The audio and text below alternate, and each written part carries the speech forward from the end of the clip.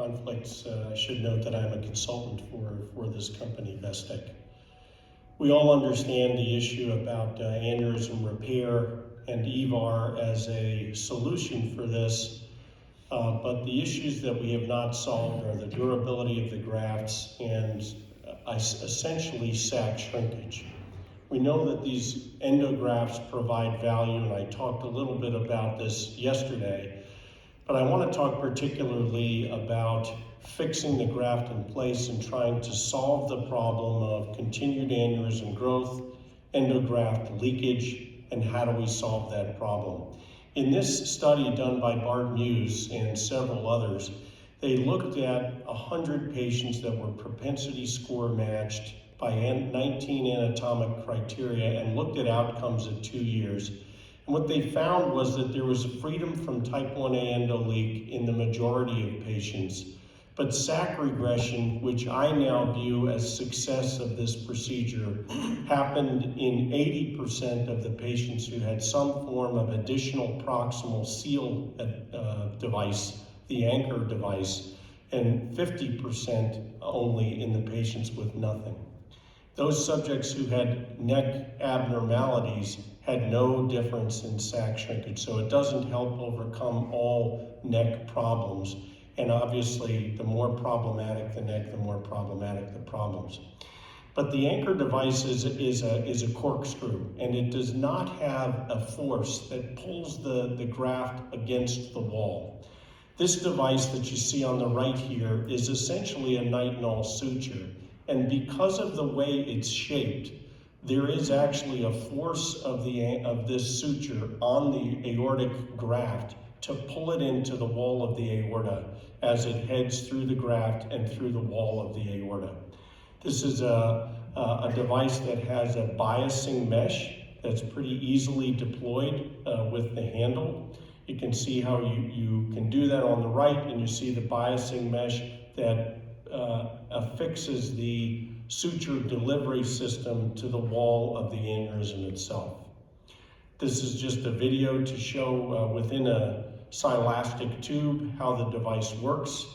The sutures are actually along the length of the device from the top, and they're actually pulled down into position. And once that suture's in place, it's actually pulling itself and pulling the graft to the wall of the aorta.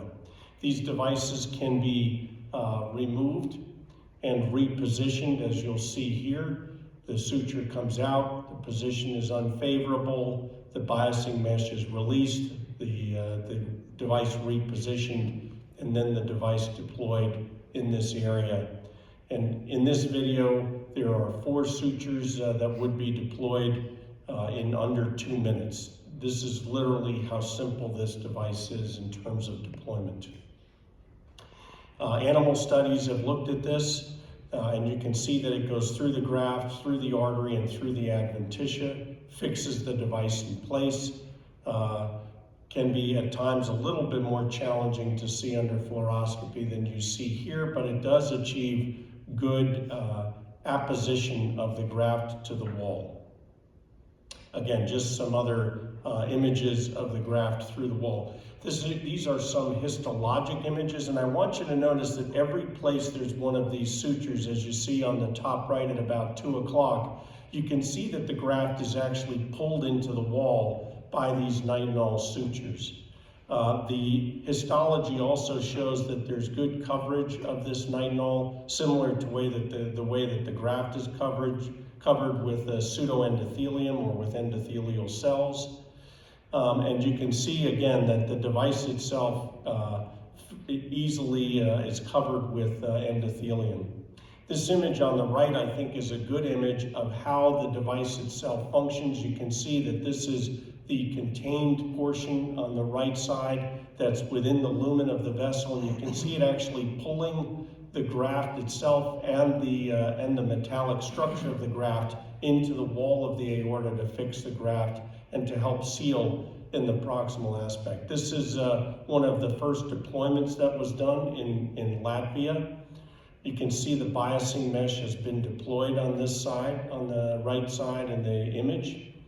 And you can see As the video moves forward, you can see the device moving out from the graft itself. I'm sorry, I don't have a laser pointer to point that out, but you can see that the suture is out through the wall of the device on the right side of that image, and well positioned, easy to deploy, less than a minute of time.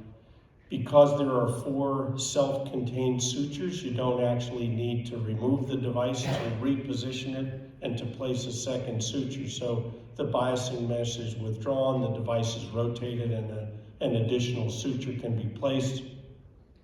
This is some images from the 5th case that was placed in Canada by one of the early investigators with this device. Sorry about some of these images. They're not fluoro feeds. These are actually camera images of the fluoro feed. But what you can tell is that the biasing mesh is easy to push the delivery system against the wall of the graft and against the aorta itself.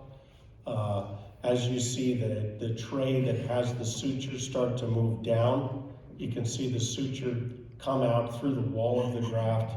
On the right side of this image, you can see 2 prongs coming out, and they fix the device in place and actually pull the graft into the wall of the aorta. This is somewhat different than what is able to be achieved with the anchor device that's previously been used in this setting. So to date, there have been 12 successful in-human implants with 8 different physicians who have participated. There have been no major intra-procedural events, obviously no migrations this early, no leaks were detected, and no suture fractures or embolization, with good deployment of the system.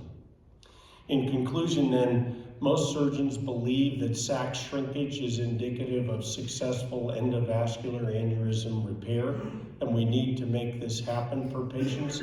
The current devices provide this success less than 60% of the time. Improving proximal seal and fixation will improve sac shrinkage, reduce long-term risk, and reduce overall and aneurysm-related mortality for these patients. And the Vesteck Suture-Tight can potentially provide a rapid, effective, reliable, and reproducible nitinol suture placement to achieve better sac shrinkage and improve fixation. Thank you.